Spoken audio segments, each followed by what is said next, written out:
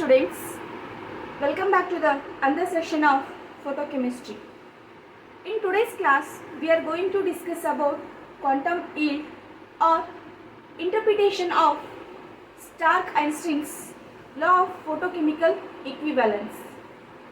So before going to start quantum yield, first we should know what is primary reaction and what is secondary reaction. So primary reaction is one which is proceeds by the absorption of radiations. So normally we know that in case of photochemical reactions, so reacting molecules first irradiated with the visible or ultraviolet radiations. When they get irradiated, they will excited to the higher energy levels, that is they becomes activated. So the activation of that reacting molecules is called primary reaction, and secondary reaction is a thermal reaction which occurs subsequent to the primary reaction. So here we have taken one example, that is the decomposition of hydrogen bromide. When a mixture of hydrogen bromide is exposed to the sunlight, that hydrogen bromide is dissociated into its respective hydrogen and bromide free radicals or atoms. So that is primary reaction. Then later the free radicals which are formed in the primary reactions are made to once again react with the hydrogen bromide. Then they leads to the formation of hydrogen as well as one more bromide free radical.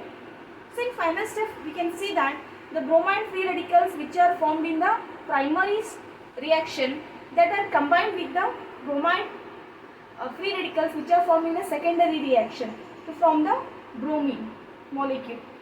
So if you see the overall reaction, the two molecules of hydrogen bromide is exposed to one photon or one quantum of sunlight, and that leads to the formation of hydrogen molecule as well as the bromine molecule. If you see this reaction, the only primary reaction is obey the law of photochemical equivalence. So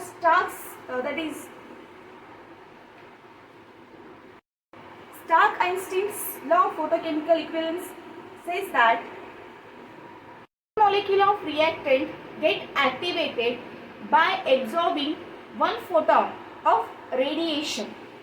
So if you see in primary reaction only, the one molecule of hydrogen bromide has taken one photon of energy or radiation, then later they are converted into hydrogen and bromide free radicals. But in next step, the whatever may be the free radicals are generated in the primary reaction, they are undergo the reaction themselves in thermal condition, and they will form the next next molecules. So that means this primary reaction only obey the law of photochemical equivalence, not the secondary reaction. Now we will move towards quantum yield. Quantum yield or quantum efficiency. It is defined as the number of molecules reacted or formed per photon of light absorbed, and quantum yield is denoted by pi, and the pi can be written as the pi is equal to number of molecules reacted or formed in given time divided by number of photons absorbed in the same time. We know that if the number of molecules and number of photons are equal, then we will get the value pi is equal to 1, and it is the case of Stark-Einstein's law of photochemical equivalence. So whenever we get the value pi is equal to 1, that means that photochemical reaction obeys the Einstein's law. In sometimes we will get the value, that is pi value greater than 1. So at that time the condition is called high quantum yield.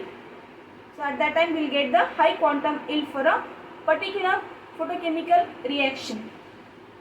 If pi is equal to if pi is less than 1, at that time the photochemical reaction will lead to the low quantum yield. Now we will discuss the reasons for high quantum yield and low quantum yield. First, we will see the reasons for high quantum yield. So, high quantum yield is one where one photon decomposes or form more than one molecule. Here, the pi is greater than 1. And the first reason for high quantum yield is reaction subsequent to the primary reaction. One photon absorbed in a primary reaction dissociates one molecule of the reactant. But here the excited atoms that result may starts a subsequent secondary reactions. So here we have taken an example, that is the decomposition of hydrogen iodide. So if you clearly see that in the primary reaction, a molecule of hydrogen iodide absorbs a photon and dissociates to produce hydrogen and iodine free radicals. And this reaction is followed by the secondary step, where initially formed hydrogen atom or free radical is reacted with the left hydrogen iodide, and that leads to the formation of hydrogen molecule as well as one more iodine free radical. And the free radical which is formed in secondary reaction is combined with the free radical, that is iodine free radical, which is produced in the primary reaction to form the iodine. So if you see the overall reaction, the two molecules of hydrogen iodide are decomposed by absorbing only one photon of radiation. So according to Stark-Einstein's law of photochemical equivalence, we just expect, if the overall reaction obeys the Einstein's law, we expect the quantum yield is equal to 1 or unity. But here, due to the subsequent secondary reactions, the yield is 2. Now we will see one more reason for high quantum yield, that is, second one is a reaction chain forms many molecules per photon. When there are two or more reactants, a molecule of one of them absorbs a photon and dissociates, that leads to the primary reaction. And then the excited atom that is produced starts a secondary chain reaction. So here we can see that clearly in case of hydrogen and chlorine reaction. In the primary reaction, a molecule of chlorine absorbs a photon and dissociates into two chlorine atoms. And this is followed by the secondary reaction, that is, the chlorine free radicals which are formed in primary reaction are combined with the hydrogen molecules which are present in a system. Then that leads to the formation of hydrogen chloride and hydrogen free radical. And later that hydrogen free radical is combined with the excess chlorine molecules which are present in system, and that are also lead to the formation of hydrogen chloride, and once again they will also produce chlorine free radicals. So if you see in secondary reaction, the chlorine atom which is used in the step 2 is once again regenerated in step 3. That means the step 2 and step 3 will constitute a self-propagating chain reaction, and this produces two molecules of hydrogen chloride in each cycle. Thus, one molecule of light absorbed in step 1 forms a large number of hydrogen chloride molecules by repeating the sequence of step 2 and step 3. And this chain reaction terminates when the chlorine atoms recombine at the walls of the vessel. Actually, at the walls of the vessel, these chlorine atoms lost their excess energy. And in case of the combination of hydrogen and chlorine molecules, the quantum yield of the reaction varies from 10 to the power 4 to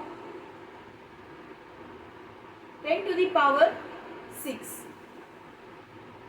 Now we will move towards the reasons for low quantum yield. In case of low quantum yield, the pi value is less than unity. And the first reason for low quantum yield is deactivation of reacting molecules. Sometimes the excited molecules which are produced in primary process are sometimes get deactivated before they get converted into products. So this deactivation may be caused due to some collision with some inert molecules or due to some physical terms like fluorescence and phosphorescence. The terms fluorescence and phosphorescence we will see in next sections. Just concentrate here.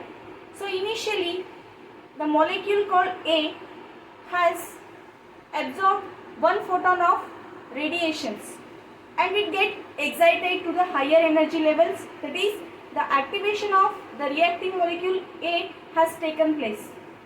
But these excited molecules, the collision with some inert molecules which are present in system are get deactivated. That means they lost their energy. And the second reason is occurrence of reverse of primary reaction.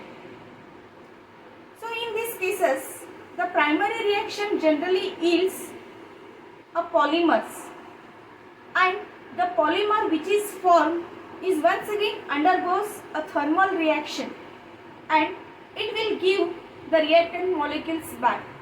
So here we have taken the example of dimerization of anthracene. So here the two molecules of anthracene absorb one photon, but obviously the quantum yield that we expect is 2. But this reaction is get reversed due to the some unfavorable conditions. So the dimer anthracene is once again converted into a anthracene. So here the quantum yield is 0.5. And here the deactivation of the dimer of anthracene takes place due to the fluorescence. Fluorescence is a process where the excited molecules returns to their initial state by losing their energy in the form of light. So that we will discuss in next class. Just concentrate here. Due to the reverse of primary reaction, the quantum yield is less in this case. And the third one is recombination of dissociated fragments. So we have taken the example of combination of hydrogen and bromine. So in these cases,